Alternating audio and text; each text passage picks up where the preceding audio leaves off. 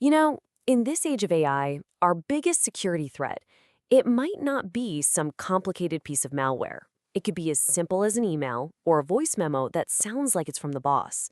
So today, we're going to talk about why the tone at the top is really your last and maybe your best line of defense against some really sophisticated fraud. So, I want to start with a pretty direct question. I want you to think about your company's internal controls. The processes, the approval workflows, all those rules that are designed to keep things safe and secure. Are they actually real, or are they kind of just an illusion? And well, here's the punchline. All of those carefully documented controls are pretty much meaningless if the people at the very top don't actually follow them themselves. And that simple fact, right there, is the key to understanding how secure you really are. To really get why this is so critical right now, we've got to look at the threats we're facing today. The whole game has changed, and it's all because of artificial intelligence. Look, we're not just talking about those simple, misspelled fake emails anymore. No way. We're talking about deep fake audio or video scams that can perfectly mimic an executive's voice. We're dealing with incredibly sophisticated phishing attacks and compromised credentials. And what do all of these have in common? They're specifically built to take advantage of human factors, things like a sense of urgency and our respect for authority.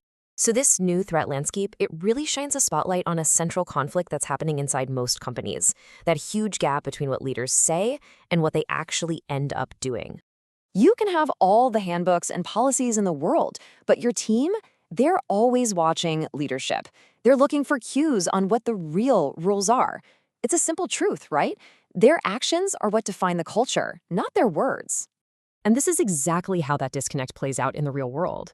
On paper, the rule is crystal clear: verify everything. But when an executive comes along and signals that, hey, this is urgent, we have to move now, they create a brand new, unwritten rule. An exception gets created. And all of a sudden, that stated rule just doesn't seem to matter anymore. There's actually a name for this whole phenomenon. It's called tone at the top. It's the standard, both for ethics and just for how things get done, that's set not by some memo, but by the behavior of the most senior people in the room. This tone is what really determines whether an employee feels empowered to pause a suspicious transaction or feels pressured to just push it through, no questions asked. So let's dig into the real danger of making these exceptions. Because that phrase, just this once, it sounds harmless, right? But it's exactly how vulnerabilities become standard operating procedure. And believe me, it is a slippery slope. It all starts with one executive who decides to bypass a workflow.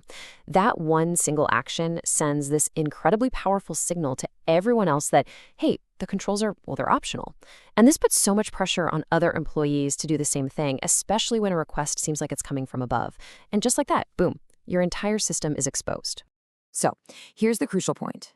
When you build a culture where exceptions are the norm, you aren't empowering your team to be flexible and fast. You are empowering fraudsters.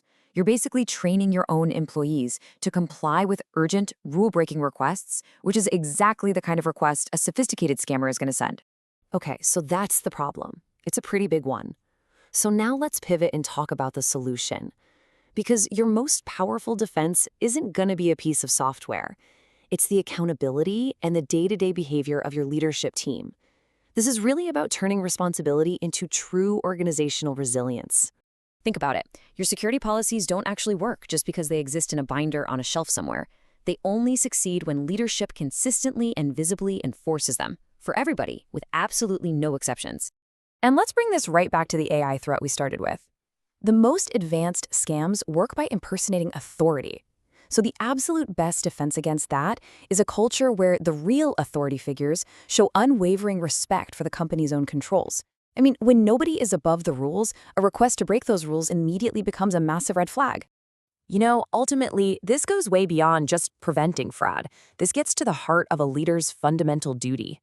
It's not just about managing assets or hitting your targets. It's really about protecting the integrity of the entire system.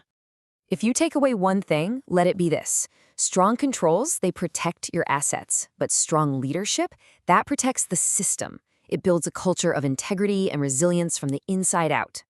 So we'll end with a question, just for you to reflect on. It doesn't matter if you lead a team of 5 people or a company of 5,000. What tone are you truly setting?